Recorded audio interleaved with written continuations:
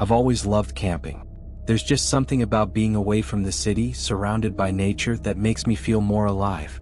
And I never went to those places without my camera, you know? I liked recording everything from the hikes to the conversations around the campfire. So, when my friends suggested a weekend in a remote forest, I was all in. It was exactly the kind of place I loved, but with one curious detail. Everyone talked about a fire that happened there years ago, leaving strange marks around the area. We arrived late in the afternoon. The place was incredible, full of tall trees and a clearing with a view of the sky that seemed endless. We set up our tents right in the middle of the clearing with a small fire already planned for later. But as we were getting everything ready, I started to feel something different. It wasn't fear, you know? Just that feeling that something was a bit off. But I brushed it off. Who goes out into the woods and doesn't feel anything, right? As soon as night fell, everything seemed perfect. The sky was clear, the fire was crackling, and the laughter was flowing. I grabbed my camera to capture the moment like I always did. But as soon as I pointed the lens towards the forest, I saw something strange in the viewfinder. It was quick, almost imperceptible, but it looked like a shadow moving between the trees. At the time, I figured it was a camera glitch, maybe some weird reflection. I shrugged it off, but it stayed in the back of my mind. That night, after all the talking and laughing, everyone went to sleep. As usual, I stayed up a little longer, watching the flames of the campfire and adjusting my camera to see if it would catch anything interesting. Once everyone was in their sleeping bags, I decided to take a quick look at what I had recorded so far. I was enjoying the moment until I saw that strange shadow again in the footage. This time it was clearer. It didn't seem like just a glitch on the camera. It was as if someone, or something, was standing between the trees far off in the distance. My first instinct was to call the others, but on second thought I figured that would be overkill. Everyone was tired, and honestly, who would believe that a shadow on a camera was something to worry about?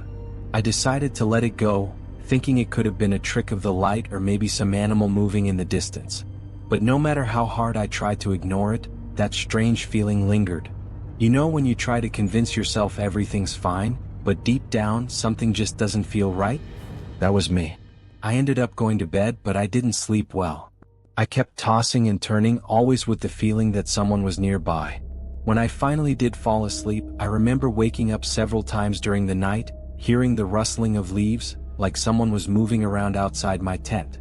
But again, I chalked it up to my imagination, the usual paranoia you get when you're out in the dark. The next morning, the day was bright and everything seemed normal again. Like none of that had really happened. The next day, everyone was excited to explore the area. We grabbed some backpacks and set off down the trail that cut through the forest. The daylight brought a comforting feeling, like everything was under control. I kept my camera in hand, recording everything. It was one of those perfect days for anyone who loves outdoor adventures. Clear skies, the sound of leaves crunching under our feet, and everyone cracking jokes with every step. But, as usual, I was focused on filming, trying to capture as much as possible. It wasn't until later, while reviewing the footage, that I noticed something strange again. While I was filming the hike, way in the background between the trees, I saw those same shadows. Except this time they seemed to be moving. They were always far off, but it was like they were following us. It wasn't something I could just brush off, but it also wasn't clear enough for me to be sure of what I was seeing. I spent some time staring at the screen trying to make sense of it, but I didn't want to say anything to the others. The last thing I wanted was to be the guy who made everyone paranoid. Still, I couldn't let it go. Every time I watched the videos, those shadows appeared more frequently, always in the distance, always watching. I started to wonder if my mind was playing tricks on me, or if there really was something there. When one of my friends, without me even mentioning anything, said they had seen someone in the trees, my worry grew. He said he saw a figure watching us, but it disappeared before he could be sure. That was enough to make everyone a bit more on edge. The idea that we might be being watched started to weigh on the group, and the jokes started to die down. Part of us wanted to believe it was all in our heads, but no one could shake off the growing unease.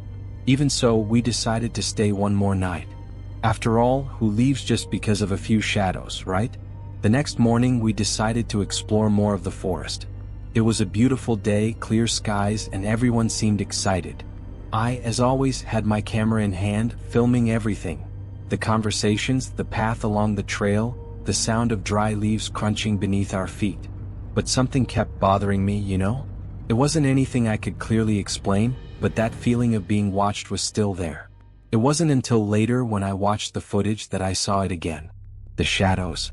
Always in the background of the shot, between the trees, almost imperceptible. But this time it was like they were moving, following us. I couldn't be sure if it was real or just my mind playing tricks on me, but it made me uneasy.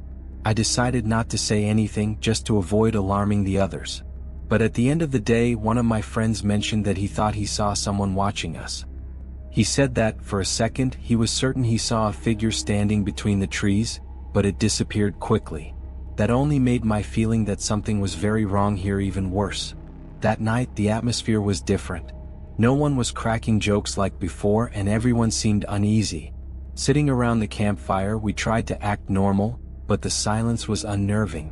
I still had my camera, capturing whatever I could, though part of me no longer wanted to watch any of it. Then we heard it. At first, it was just small noises, almost imperceptible, coming from the forest around us. But gradually the sounds became clearer. Footsteps.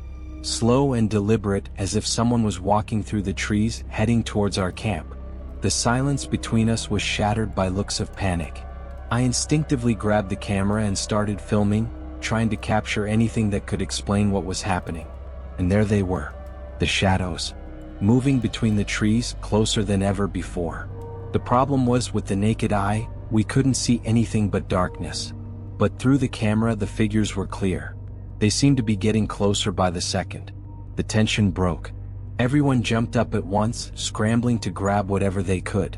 We decided to run, abandoning the campfire, the tents, and everything else behind. It was the only thing we could do at that moment. Run. After running down the trail for what felt like an eternity, we finally reached the road. Everyone was out of breath, but relieved to be out of that forest. The sound of footsteps behind us had stopped at some point, but no one could remember exactly when. We stood there, in the dark, trying to make sense of what had just happened. It didn't feel real. A few minutes passed before someone finally broke the silence. "I think we were all just imagining things," one of my friends said, trying to lighten the mood. But I knew it hadn't been our imagination. I pulled out my camera again and, despite the fear, began reviewing the footage. The shadows were there, clearer than ever. They had gotten close. Way too close. After that night, we never went back to that place. Each of us chose to move on with our lives, trying to forget what happened. But ever since then, every time I pick up my camera to record anything, those same shadows appear. Even far from that forest, they're still watching me. Like they followed me back here. And honestly, I don't know what to do about it. You know that moment when you just need to get away from the routine? Well, I decided it was time for an adventure. I gathered my usual crew, Matthew, Thomas, and Ryan, and we made plans to camp in a mountainous area we'd never been to before. Man, we were super pumped. The idea of exploring new trails and enjoying nature with no one else around was just too good to pass up. We hit the road early, the car packed with gear and the trunk full of equipment. On the way there was a lot of laughter, old stories, and that awesome anticipation of what was ahead. The weather was perfect, clear blue skies, and a sun that promised an amazing weekend. We couldn't wait to set up the tents and start exploring. By the second day, after a peaceful night under the stars, we decided to explore the area around the campsite. The plan was simple: find something different, maybe a hidden waterfall or a high spot with an incredible view. That's when Ryan spotted a trail partially hidden behind some bushes. It didn't look like it was used much. The grass was tall and there were branches scattered along the path. Matthew, always the most eager, immediately wanted to take the lead. Thomas was a bit hesitant, saying it might be better to stick to the marked trails, but we convinced him. "Come on, man. Who knows what we might find?" I said.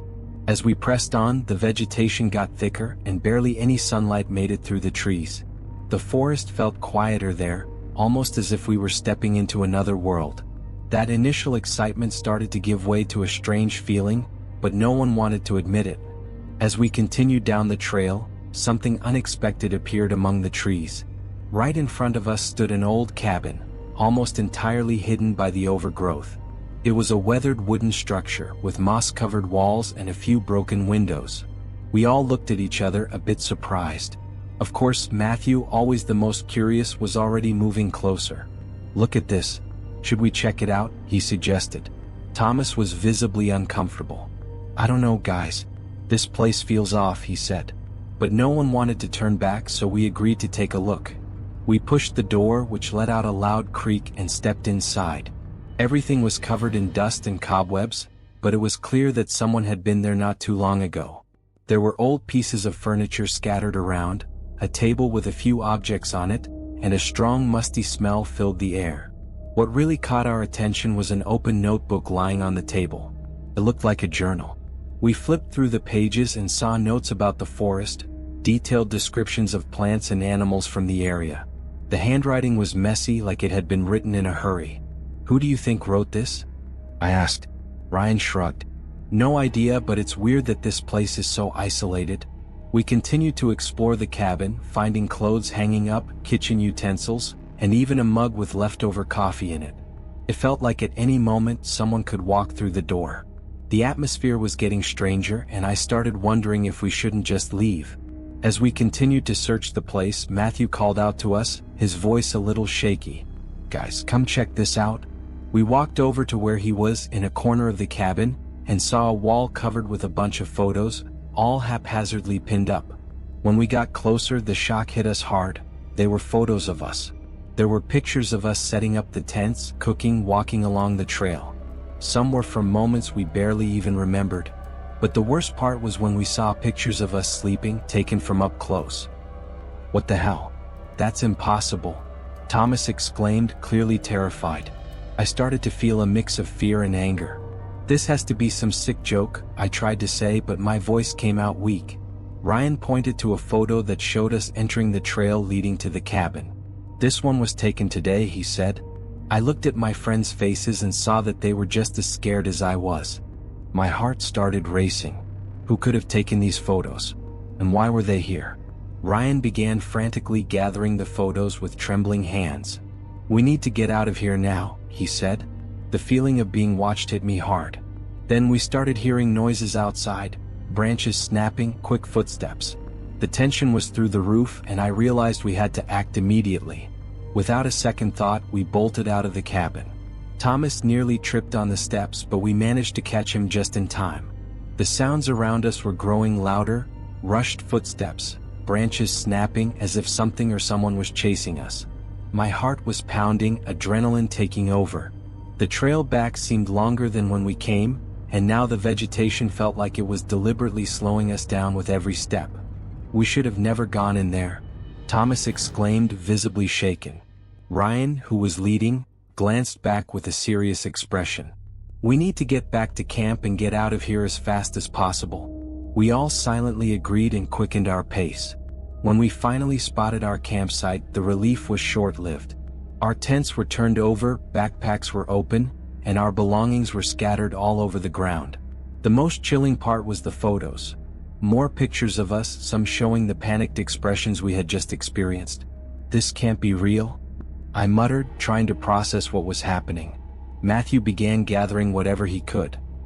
"Guys, we can't stay here another minute. Let's grab the essentials and get out now." Without argument, each of us grabbed our backpacks, even if they were incomplete, and we prepared for the trek back to the car. Night was starting to fall, and the path would be even harder to navigate in the dark. As we left the campsite behind, the feeling of being watched only intensified. Every noise in the woods made us glance at each other, but we kept moving. No one wanted to be the last in line. The forest, which had once seemed so inviting, now felt like a menacing maze. We didn't know who or what was following us, but one thing was clear. We needed to get out of there as fast as we could. We kept walking without looking back. All we wanted was to reach the car and get out of there as quickly as possible. The trail felt endless, and the darkness wasn't helping at all. Our flashlights only illuminated a few feet ahead, and any sound or movement in the shadows had us on high alert. No one said a word. The tension was thick in the air.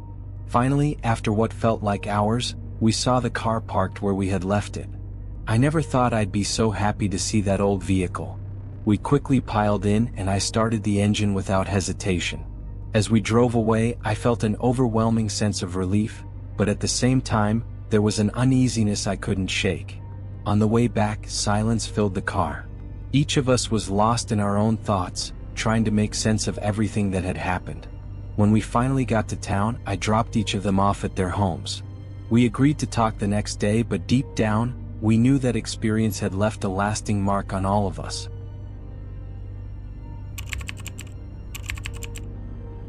So, during the last long weekend, me, Tyler, Henry, and Kate decided to break away from the routine and go camping in a forest about 3 hours from the city. We really needed to unplug, you know? When we got there late in the afternoon, we were blown away by the place. A small, crystal-clear river, huge trees, and that fresh air you just don't get in the city. We set up our tents near the river and started talking about the trails we wanted to explore over the next few days. Everyone was excited, and it felt like it was going to be the perfect weekend. After we set everything up, we lit a campfire and sat around it. Henry pulled out a guitar from the car, none of us even knew he played, and started strumming some tunes. Kate and Tyler sang along, a little off-key, but nobody cared. I just sat there watching the flames dance, listening to the sound of the river in the background. It was so different from the constant noise of the city. As the night went on, we decided to call it a night so we could wake up early the next day.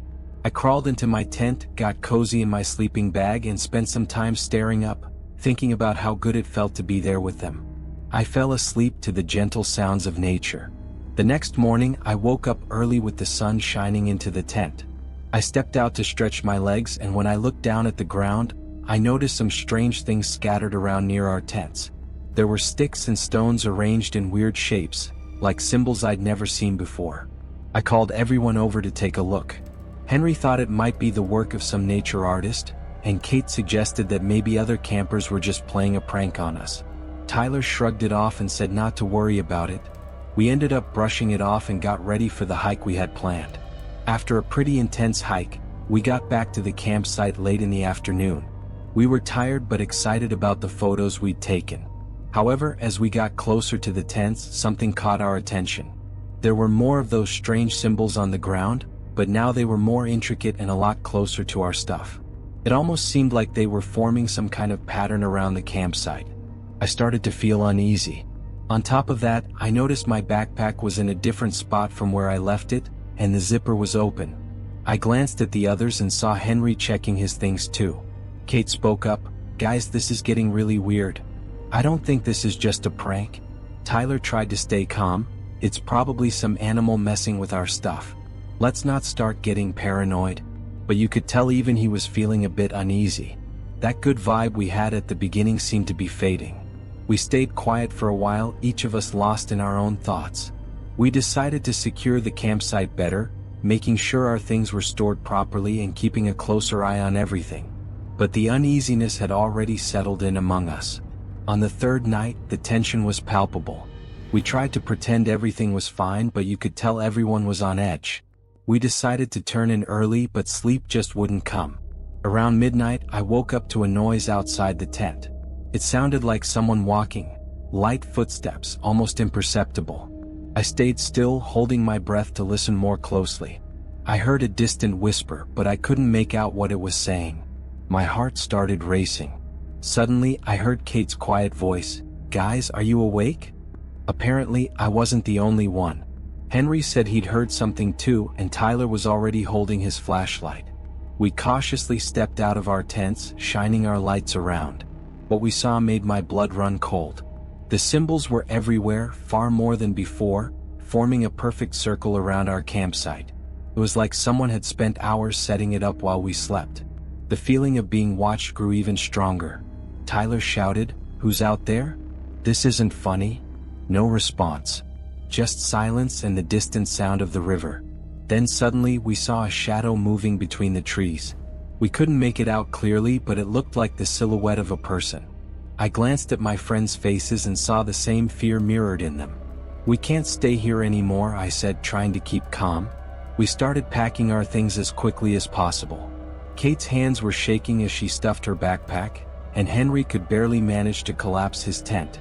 The sounds around us grew louder, branches snapping, leaves crunching underfoot. It felt like something was closing in on us. At that point, our only thought was to get out of there as fast as possible. We started throwing our stuff into our backpacks without much organization.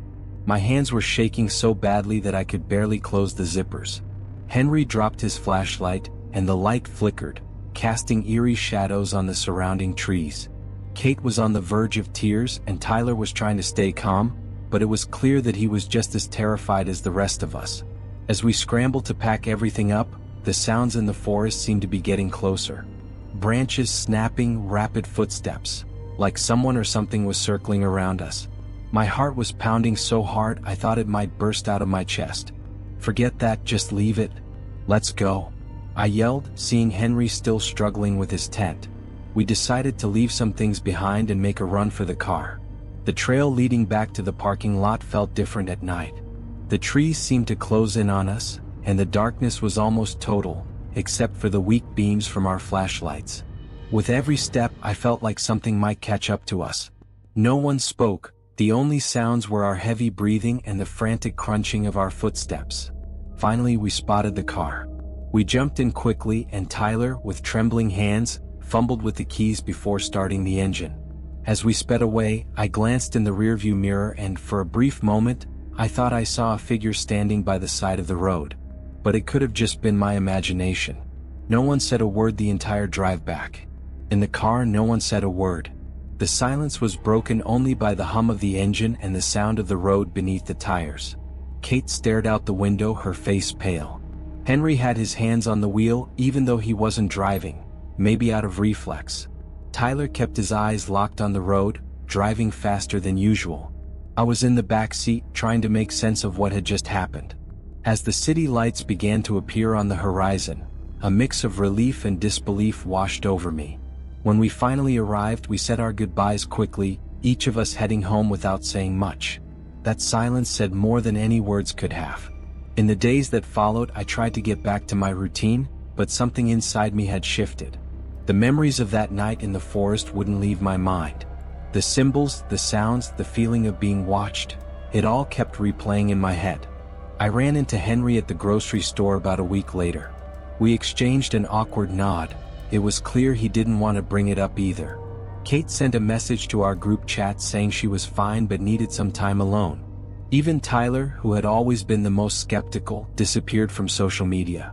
I started avoiding places with too much nature. Even a simple walk in the park made me uncomfortable. At night, any unusual sound would put me on edge. Friends at work asked if I was okay, but I didn't know how to explain. How could I talk about something I didn't fully understand myself? Eventually, I scheduled a session with a therapist, hoping to make sense of my thoughts. During our conversation, I realized how deeply that experience had affected me. It wasn't just the fear of what had happened, but also the lack of answers. Who or what had been out there with us in the forest? The therapist suggested that we might never know, and that I needed to find a way to move forward despite that uncertainty. Slowly, I began trying to return to normal. But I know something has changed. I've learned to have more respect for the unknown and to listen to my intuition. And no matter how hard I try, I can't shake the feeling that, in that forest, we crossed a line we weren't meant to cross. Maybe some things just aren't meant to be understood.